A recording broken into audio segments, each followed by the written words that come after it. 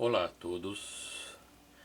Na aula de hoje vamos tratar do tema cálculo para pequenos transformadores monofásicos. Então, agora que temos o conhecimento básico sobre o transformador, vamos utilizar um método de cálculo para o projeto de pequenos transformadores. Não é um cálculo científico de precisão indiscutida, mas um cálculo prático que permite construir pequenos transformadores. Mesmo sendo um cálculo prático, Mesmo sendo prático, está embasado em dados físicos dos componentes envolvidos na sua construção.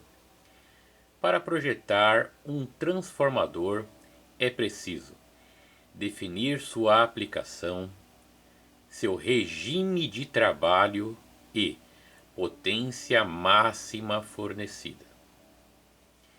Então temos aí um modelo, um esquema de um pequeno transformador, que eu vou trabalhar com esse modelo aí. E vamos ver lá quais são as características desse transformador aí. Então, olha lá, temos um transformador com as seguintes características. Lembrando que é um transformador monofásico, Tensão do primário 220 volts, tensão de entrada. Tensão do secundário 24 volts. Corrente de secundário 5 amperes. A chapa que nós vamos confeccionar esse transformador é uma chapa com 3% de silício. A ventilação do ambiente na qual esse transformador vai trabalhar é uma região de ventilação regular. E o rendimento desse transformador é de 90%. E também é fornecido o seu cosseno φ de 0,9. Ok, pessoal? Então vamos lá. Esse aqui é um transformador de rádio, tá certo? Então continuando lá, Para exemplificar, suponha que necessitamos de um transformador para reduzir a tensão de 220 volts para 24 volts, Além disso, a carga alimentada pelo transformador em 24 volts consome uma corrente de 5 amperes. Então, para iniciar o projeto, calculamos a potência necessária no secundário. Então, esse cálculo que eu vou fazer aqui com vocês de pequenos transformadores, qual vai ser o detalhe? Eu vou ordená-lo em passos para ficar mais fácil o entendimento desse tema, ok? Então vamos lá. Primeiro passo, é cálculo da potência do secundário. Poxa, professor, por que o senhor começa pela potência do secundário? Porque do secundário é onde nós temos a maior quantidade de informações. Nós temos tensão de secundário e corrente secundária. Do primário nós não temos nada, Então vamos começar de onde nós temos a maior quantidade de informações, que é o secundário. Tensão de secundário 24 volts e corrente de secundário 5 amperes, ok? Daí, por causa disso, começaremos trabalhando com a potência de secundário. Então a potência de secundário vai ser a tensão de secundário vezes a corrente de secundário. Então a potência de secundário, quem é a potência de secundário? Vai ser a tensão de secundário, que é a tensão de 24 volts, e a corrente de secundário de 5 amperes, ok? Fazendo essa multiplicação, nós vamos ter uma potência de secundário de 120 watts, ok?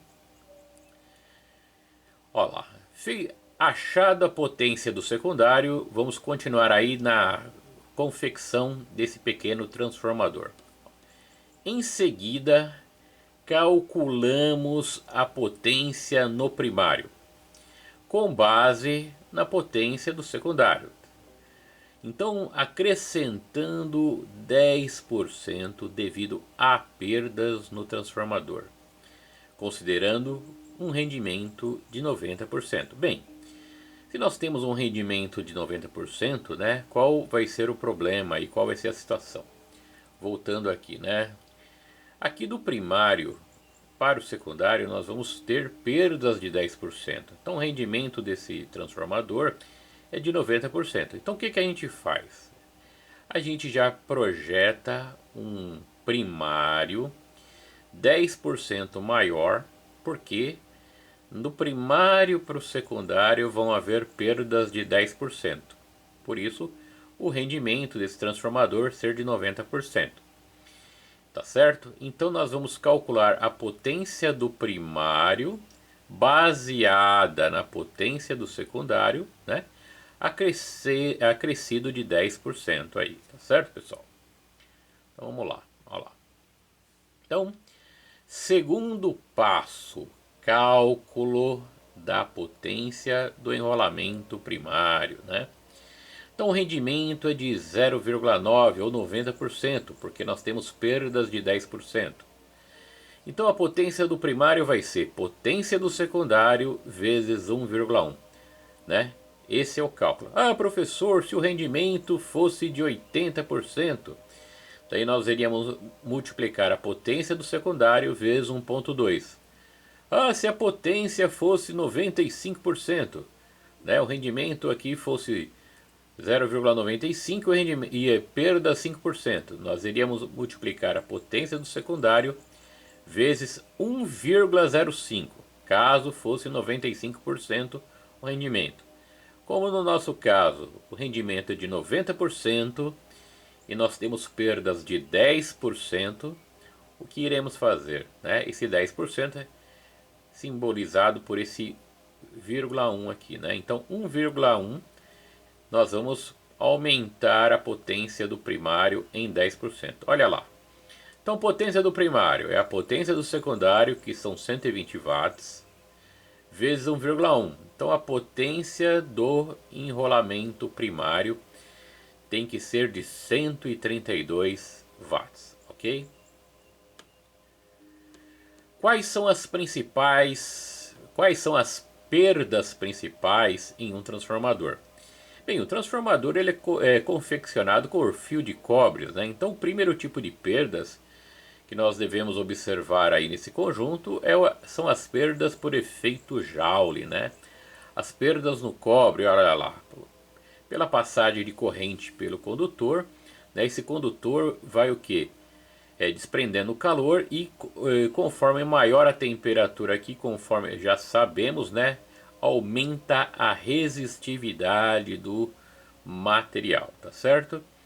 Então as perdas nos transformadores geralmente são dois tipos, né? Perdas no cobre e perdas no ferro. Então as perdas no cobre, as perdas que ocorrem no cobre, né? A perda que ocorre no cobre é a perda por efeito Joule. Já as perdas no ferro são simbolizadas por dois tipos de perdas principais, né? Que são correntes de Foucault, né? E esterese magnética. A corrente de Foucault, só para dar um aviso, né? Aqui, é uma corrente que surge conforme a variação do campo magnético sobre uma superfície condutora, como ferro, alumínio, né? Elementos condutores, conforme há uma variação de um campo magnético próximo a esse material, nós temos aí o surgimento da corrente de Foucault, como aqui é mostrado. Para que venhamos a diminuir essa questão da corrente de Foucault, né? O núcleo foi laminado, né? Porque conforme uma grande corrente de Foucault, vai aumentar a temperatura aqui no núcleo, tá certo? E aumentando a temperatura no núcleo, aumenta novamente a temperatura no cobre, tá certo? Outro tipo de perdas que nós temos no transformador, né? São as perdas por esterese. Aqui está relacionado mais a essa curva de esterese se o material é magneticamente mole ou magneticamente duro. Se o material for magneticamente mole, essa curva de esterese vai ser mais fina, vai ser mais delgada, né? Os domínios, né, geralmente, né, aqui desse material acompanham com maior facilidade a variação do campo magnético externo.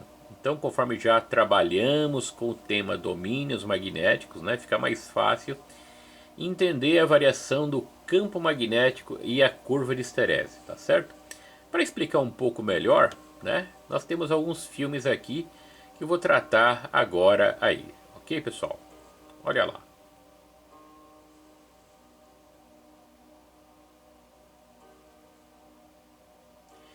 Então, o que temos aqui nesse filme? O que que ele mostra, né?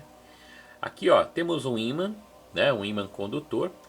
E esse ímã aí, ele tem demonstrado o seu campo magnético, suas linhas de campo magnético, tá certo? O que que vai ocorrer aí nesta situação? Olha lá, aqui colocou-se uma bobina. A bobina, pela circulação de uma corrente contínua, ela também gera o campo magnético. Já a interação entre o campo gerado por uma bobina e uma chapa constituída de material condutor, olha só o que vai ocorrer, né? Conforme a circulação de corrente aqui, nesta bobina, tá certo? Há um surgimento da corrente de Foucault no material condutor no material condutor elétrico, tá certo? Olha lá. Neste caso aí temos uma bobina, né, que sobre ela está passando uma corrente variável e nós observamos lá pelas cores vermelhas e azul, né, o que? É, o surgimento da corrente de Foucault no material. O material tem sua temperatura aumentada, né? Então isso aí é uma das características. Outro exemplo, né? Se nós colocarmos ali sobre uma bobina, né, que no momento ali parece não está alimentada, né? Uma chapa oscilante, né, um pêndulo, ela vai oscilar de um lado para o outro. Quando se coloca a corrente e surge um campo magnético, ó, aquela chapa que estava oscilante, ela para, né?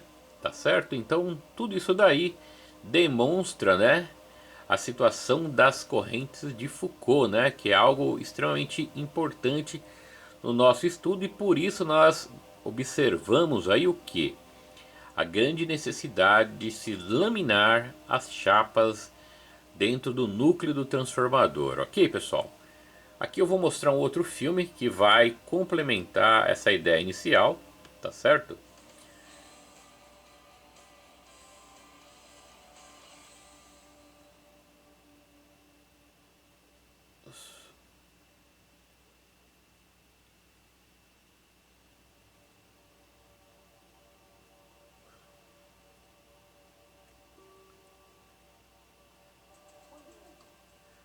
Só um momento, eu só vou aumentar o volume, tá certo? Tá um pouco baixo. Aqui eu vou aumentar o volume dessa apresentação, ok, pessoal?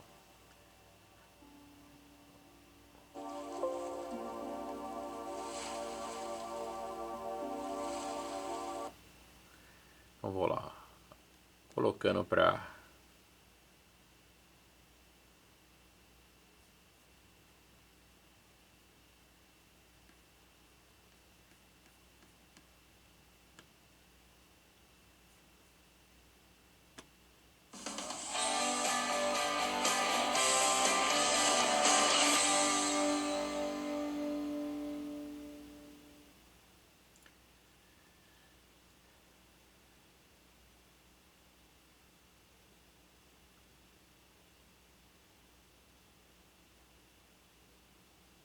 quando eu tenho uma placa metálica, né? Se for um metal, tem muitos elétrons livres aqui. Então é relativamente fácil, né, colocar esses elétrons livres em movimento. Né? Ora, o que o elétron precisa para ele se colocar em movimento? Ele precisa de um campo elétrico, é claro. Né? Agora, a gente sabe gerar campos elétricos no interior do material, fazendo variar o campo magnético. Né? É assim a lei de Faraday. Então, veja que coisa curiosa. Se eu aproximo um ímã, essa aproximação do ímã vai fazer com que os elétrons se movimentem. Os elétrons se movimentem, gerando uma corrente no interior do material. No interior do material. Essas correntes, né, têm o nome de correntes de Foucault. Às vezes, a gente quer evitar as correntes de Foucault também, né, porque elas geram calor, um efeito Joule, né, porque você tem corrente elétrica, né, então gera calor. Né.